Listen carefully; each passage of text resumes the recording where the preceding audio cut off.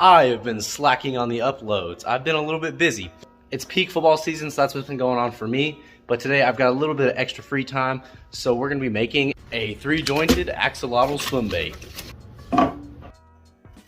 So while we're cutting this bait out, I figured we might as well get to know the axolotl before we go hucking it at some water. So I'm ripping this straight from the Wikipedia here. Axolotls are unusual among amphibians in that they reach adulthood without going some sort of metamorphosis. Adults remained aquatic and gilled. The species was originally found in several lakes underlying what is now Mexico City. These lakes were drained by the Spanish settlers after the conquest of the Aztec Empire, leading to the destruction of much of the axolotl's natural habitat. So they're listed as critically endangered in the wild with decreasing population.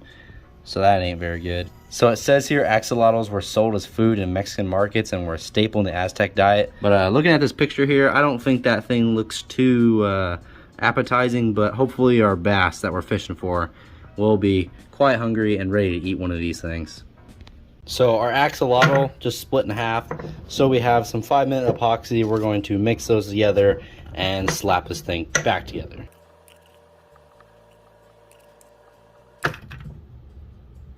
So that epoxy should hold these two pieces together. They were just super glued before, but this should hold this together better.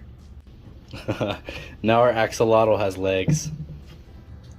Alright, so I let this sit overnight, and now we're gonna cut kind of along this. I'm gonna give some space, but we're basically just gonna cut along this line.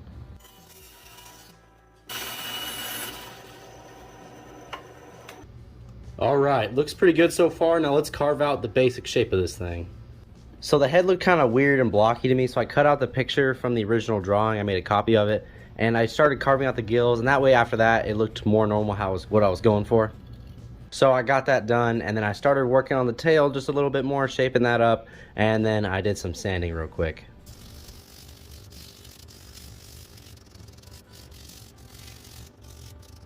After I got done sanding, I used a razor blade to get some real smooth lines along the dorsal fin for the tail. Watching back this footage, I probably shouldn't be cutting back towards myself like that, but can't stop past me now, so.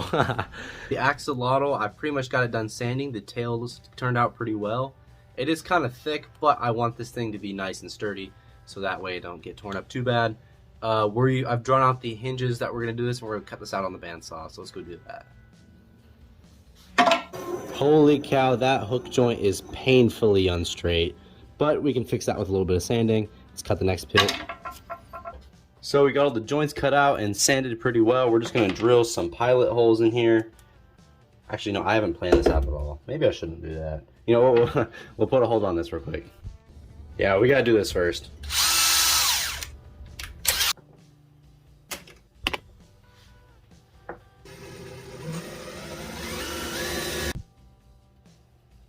And now we got the first hinge in, so this bait will be nice and moving. It's not glued in, of course, but that's ready to go. We're gonna do this tail bit, get the same process where we just drill the bits and line them up. All right, all the hinges on this thing are done and ready to go. So next we're gonna put lead in the bottom. What easily could have been done on a drill press, I made hard for myself and did pretty sloppily, but now we got 2 holes for lead. And then I put on this little hook hanger in the bait.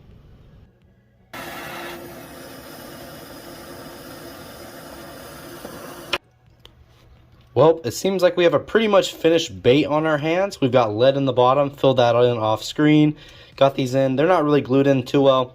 They're just kind of smushed in there. That way we can test this out in the pool and make sure this thing actually works. But it's got a pretty good wiggle to it, so I think it'll have a pretty cool action. So like, I have a drill press, and there's a right way to do this. But like, it's raining outside, and I don't want to walk out to the shop, so... The smoke means it's working. And now we have 2 perfectly good eye slots. These are the eyes I have chosen. I think they seem pretty axolotl-ish. I don't know. That kind of seems to fit it all right. So there we go. Eye slots are done. Now let's actually paint this thing, because it's done, I think. I don't think there's really much else to do. Just paint her up and she'll be ready to go.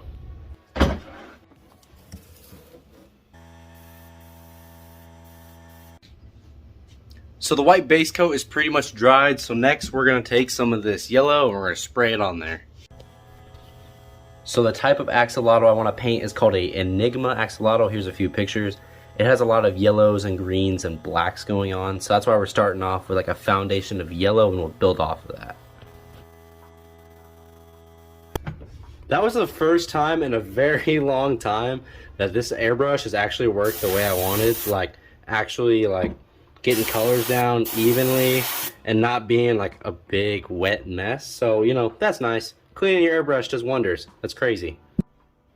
So to tame this yellow a little bit, we're going to be adding some of this military green to the top.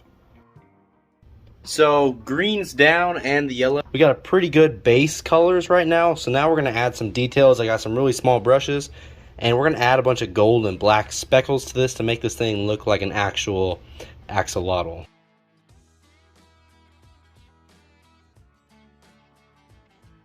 Bait is pretty much done being painted, so it's clear coating right now.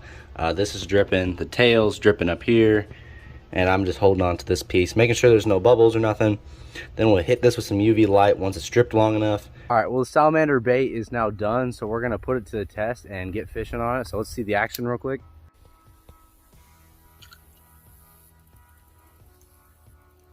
So it pretty much just floats along the top and then the tail wiggles in the back. That's pretty much the action I wanted and was going for. So this turned out pretty good. So let's push this thing, let's start fishing this thing. Whoa, that was quite the hit. Dang, that thing hit that hard. Whew, caught me off guard. Let's try and catch him. Okay, well, unrelated to the video, Carter just caught the snake on a fishing lure. I got a picture of it. I don't know. Just get that freaking away from me, dude. We're hung up in that tree over there. So my line just broke, but the lure flew off into these trees over here. So hopefully we can find it. Just gonna set my pole right there. And I'm wearing boots. Hopefully I don't get bit by no snake, but just found it. Yeah, I walked right past it. It's down here. Oh, cool. We got the bait back. This video's not shot just yet. Whew, fish jumped just right there. Dang, there's another strike, but it's just a little bluegill. Oh, come on. There we go. Finally. Finally got a fish. Oh, we lost it. That was definitely a bluegill, Carter. What? That thing was so small and it was orange. All right. I think you're driving with them.